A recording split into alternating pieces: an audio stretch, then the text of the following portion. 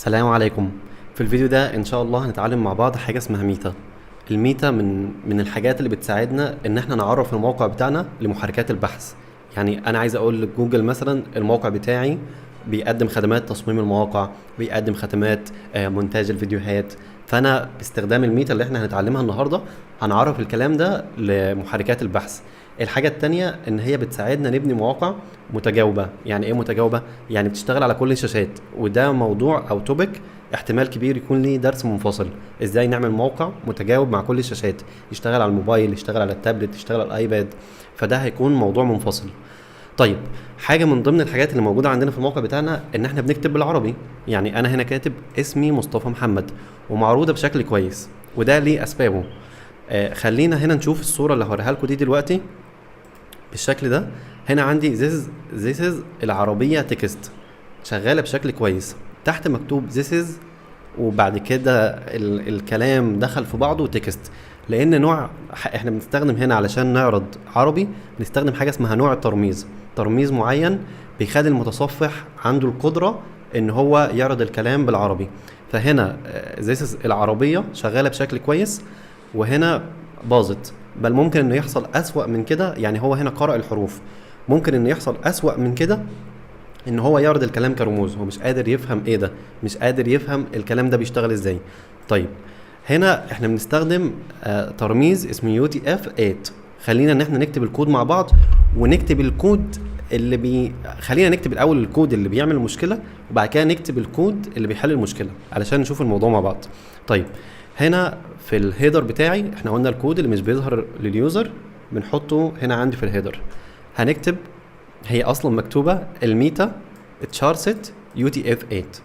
هنا بقول له نوع الترميز بتاعي UTF-8 بالشكل ده. خلونا مثلا نستخدم حاجه زي مثلا عندنا نوع اسمه ايزو.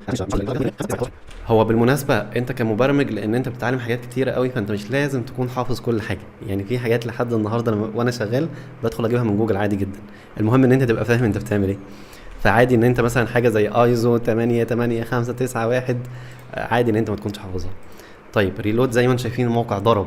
يعني هو ما بقاش فاهم اي حاجه من اللي انت كده، ما بقاش فاهم العربي.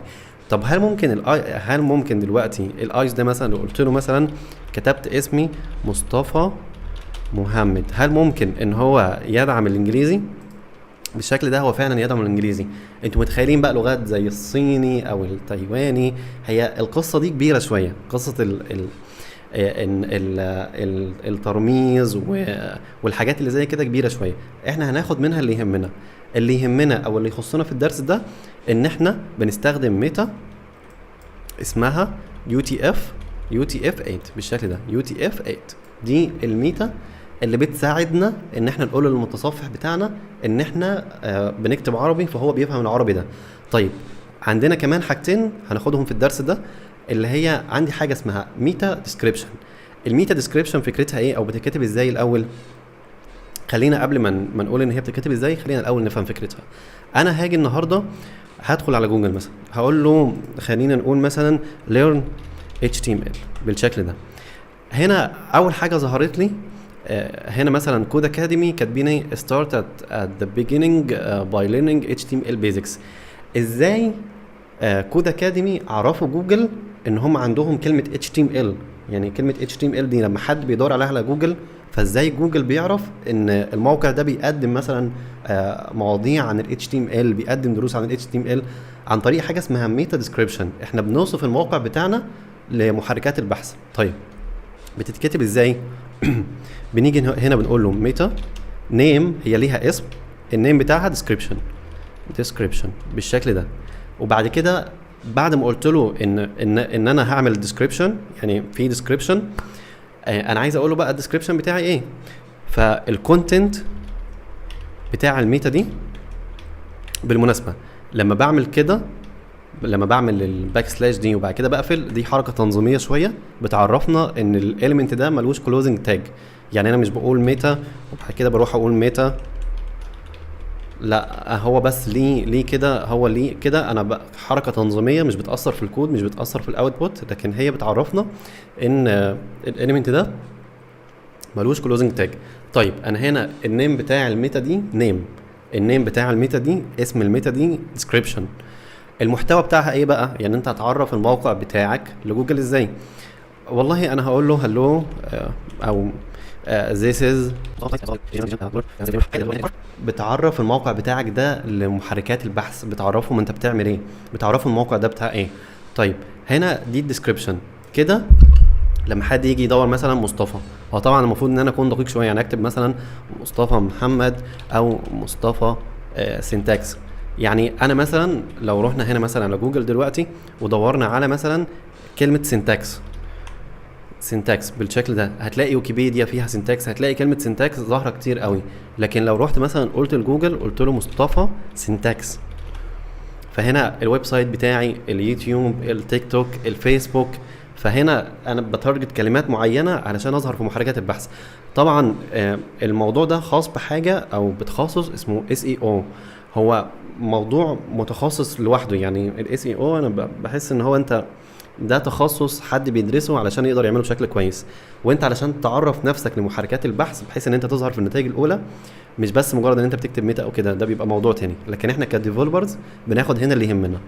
طيب عندي حاجه تانية زي الديسكريبشن، هي نفس الفكره تقريبا، اسمها كيوردز. انت بتعرف الكلمات، بتعرف لمحرك البحث الكلمات اللي المفروض ان لو حد كتبها في محرك البحث فهو يرشحك ليه. يعني انت بتبيع مثلا، خلينا نقول بتبيع مايكات، فانت بتيجي تقول لي مثلا انا عندي مايك بويا، عندي مايك مش عارف هايبر سولو اكس، عندك المايكات دي كلها المفروض لما حد يدور تظهر له. خلينا نشوفها وهديك نوت صغيره كده عليها. طيب هنا ميتا النيم بتاعها اسمها كيوردز، الكلمات المفتاحيه. لو حد جاي من باك جراوند معينه الموضوع ده شائع شويه. الكونتنت بيساوي ايه؟ هنا انت بتكتب مثلا انا عايز لما حد يدور مثلا learn HTML اظهر له، عايز لما حد مثلا يدور باسمي مصطفى محمد اظهر له. ما بين كل كلمه وكلمه بنحط كوما، ما بين كل كلمه والتانيه بنحط كوما. عايز مثلا لما حد يدور مثلا ديفلوبر اظهر له، بيلد ويب سايت اظهر له. انا هنا ببدا ان انا احط الكلمات اللي المفروض لو حد دور عليها محركات البحث ترشح لي. لكن الموضوع ده دلوقتي مش مستخدم او تاثيره مش قوي. ليه؟ لان هو اسيء استخدامه. يعني انا عايز اجيب زوار مثلا وما عنديش اصلا كورس HTML، هروح اعمل ايه؟ هكتب كل الكلمات المفتاحيه اللي ليها علاقه بالHTML بحيث ان اي حد يدور يجي لي يتفاجئ ان مفيش كورس HTML بس انا جالي زوار. فتم استخدام الموضوع بشكل سيء، فمحركات البحث دلوقتي ما بقتش بتعتمد عليه. لكن احنا بندرس الحاجات دي بحيث ان احنا ممكن نتحط في مواقف معينه انت هتحتاج تكون فاهم ايه ده. مش هقول لك تكتبه او تتعامل معاه، لكن هتحتاج تبقى فاهم وعارف ايه ده. طيب كده النهارده اتكلمنا عن 3 حاجات. اتكلمنا عن ايه هي الميتا اصلا، اتكلمنا عن الUTF او الترميز، اتكلمنا عن الميتا ديسكريبشن، واتكلمنا عن الميتا كيوردز. زي ما قلت لكم الموضوع ده مرتبط بتخصص اسمه SEO، ممكن تقراوا عنه بشكل سريع هيفيدكم كديفلوبرز، هيفيدكم كفرونت اند، حد عايز يشتغل فرونت اند هيفيدك. اقرا عنه بشكل سريع ما تخشش فيه، الموضوع ليه شغل وليه ابعاد كتيره. انت كمطور بتبقى الهدف ان انت تعمل برودكت، البرودكت ده بينجح بان انت بتشتغل مع اكتر من حد في تخصصات مختلفه عشان في الاخر تعملوا حاجه كويسه. عملتوا منصه تعليميه مثلا، انت بتحتاج تشتغل مع حد SEO علشان لما حد يدور بالكورسات دي تكونوا موجودين اول ناس. هتبيع منتجات، محتاج تشتغل مع حد SEO علشان لما حد يدور بالمنتجات دي تكون انت ظاهر اول واحد.